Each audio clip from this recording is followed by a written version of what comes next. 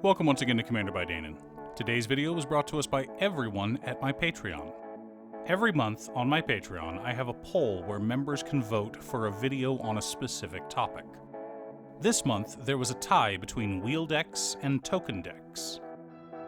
I've done a lot of token deck videos recently, so I decided to go with wheel decks for this month. If you're enjoying my content, please like and subscribe. I really appreciate the support, and if you liked the deck list, consider sharing this video as well. First of all, what is a wheel deck and what is a wheel? With over 30 years of history, Magic is full of nomenclature. Wheel refers to the original Wheel of Fortune. For 3 mana, you can make everyone discard their hand and draw 7 new cards. This card is on the reserve list, and I've seen it climb from $70 to over $300 in just a few years. And now, effects that cause your opponents to discard their hand and draw a new hand are referred to as wheels. Before we get any further, a quick word from our sponsor, Ultimate Guard. One of my favorite products Ultimate Guard has is their Xenoskin Omni Hive. Years ago, when my family and I would go play Standard together, we would all bring our decks inside of Xenoskin Omni Hives. We could fit everyone's decks, spare tokens and dice, and everyone's playmats into 2 of these massive boxes. Well, the new ones are here, and instead of 5 60-card decks or 4 commander decks, these can easily fit 8 commander decks or 10 60-card decks. This thing is massive, and I can't wait to finish filling it up with my decks. Find it if your local game store carries Ultimate Guard products, or click on the link down below to order yourself one from Amazon. Now, normally here is where I'd remind people about the checklist and deck building, but this is more of a theory video. So no deck list today. But I did have one last announcement before we get into our video. In addition to streaming on Twitch, I will be dual streaming on a new YouTube channel as well. Check out Gaming with Danon if you want to catch me live. For the most part, there are 2 major types of wheels, plus a few outliers that don't fit into either category. Standard wheels force everyone to discard and then draw a new hand. Shuffle wheels have you shuffle your hand and often your graveyard into your library and then draw a new hand. Then you have weird ones like Flux, which is considered the nicest wheel in Magic. Each player discards as many cards as they want and then draws that many. Each of these has their own benefits and drawbacks. Longtime viewers of the show will know my love for commit memory, as I run it in a lot of decks. Not only can the commit side get around uncounterable spells like Dovin's Veto or Supreme Verdict, memory often forces a graveyard shuffle. Sure, your opponents get to draw cards, but that's a small price to pay to stop the graveyard reanimation deck from comboing off. This is the advantage for running shuffle wheels.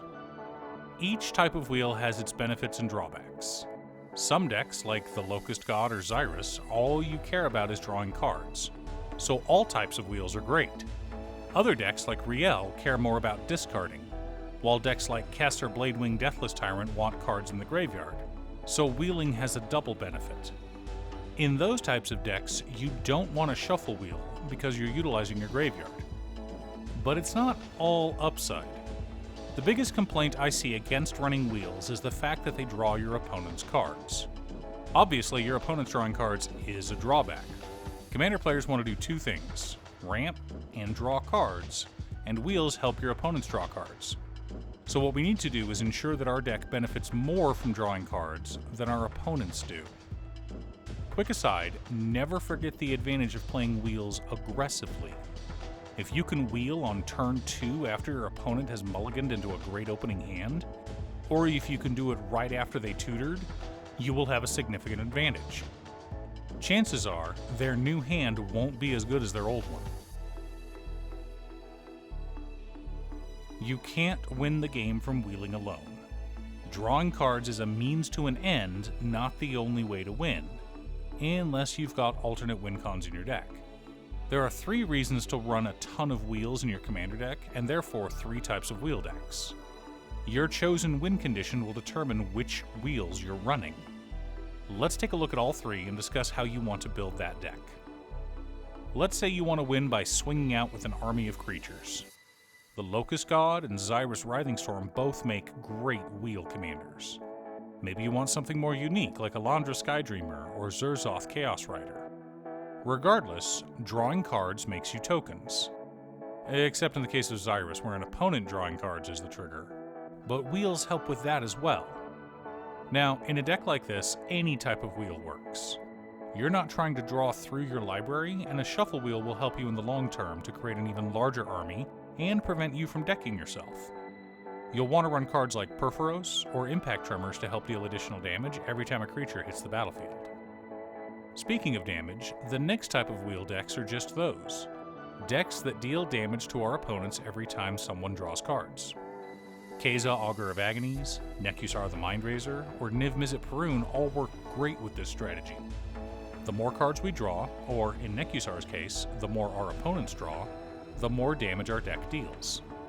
Go ahead, draw as many cards as you want to. It's fine. Again, since we're drawing as many cards as possible, we'll probably want a few shuffle wheels in the deck, just in case. Finally, the last way to win is drawing through our deck. We can use Laboratory Maniac, Jace Wielder of Mysteries, or everyone's favorite Thassa's Oracle to win the game. Now, Thassa's Oracle is on a lot of players' salt list, but honestly, if you win with it fairly and not with a demonic consultation, I don't see any problems with the card. It is a fair win con just like any other. Now, these are the types of decks where you may want to avoid a shuffle wheel just because you do want to draw through your library. Of course, if you wanted to go crazy, you could build a deck by Nekusar that relies on Labman and Locust God as backup win conditions. But Danon, do we have room? You always advocate focus decks. Correct. If you have 50 mana sources split between 37 lands and 13 pieces of ramp, 10 or so win conditions relying on you drawing a ton of cards, 15 pieces of interaction, 3 or 4 board wipes, and about 20 wheels or group draw effects, maybe a few Howling Minds or similar effects. Easy peasy.